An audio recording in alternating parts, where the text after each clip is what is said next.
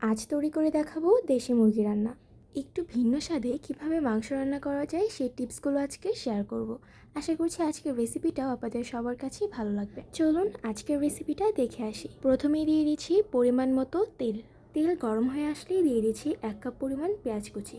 এবার পেঁয়াজটি হালকা brown colour করে ভেজে নিতে হবে। একটু ভিন্ন স্বাদের টেস্ট পাওয়ার জন্য আমি এখানে পেঁয়াজ, কাঁচামরিচ, টমেটো, আদা, রসুন একসঙ্গে ব্লেন্ডার করে নিয়েছি। এবার এই মশলাগুলোকে হালকা ভেজে নিচ্ছি। এবার কিছু শুকনো মশলা অ্যাড করব।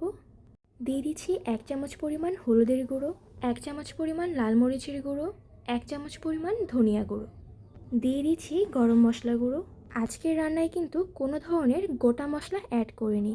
তেজপাতা, লবঙ্গ, দারচিনি, এলাচ এগুলো সব কিছুই আমার গরম মশলার মধ্যে ব্লেন্ডার করা ছিল। এবার এই মশলাগুলোতে হালকা একটু পানি দিয়ে দিচ্ছি আর খুব ভালো মতো কষিয়ে নিচ্ছি। মশলাটা কষানোর পর ফিরে আসব। মশলা থেকে যখন ঠিক এরকম তেল বের হয়ে আসবে তখন দিয়ে দিচ্ছি স্বাদমতো লবণ। এখন দিয়ে দিব ধুয়ে রাখা দেশি মুরগির মাংস।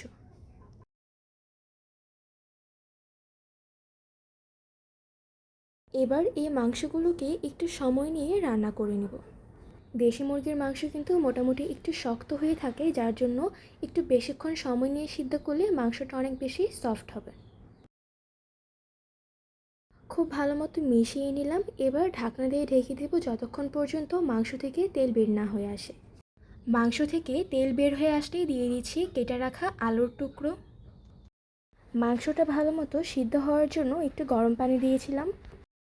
ঢাকনা দিয়ে ঢেকে মাংসটা ভালো মতো রান্না করে নিচ্ছি। এবার নামানোর একটু আগে দিয়ে দিচ্ছি 1 চামচ পরিমাণ ভাজা জিরে গুঁড়ো।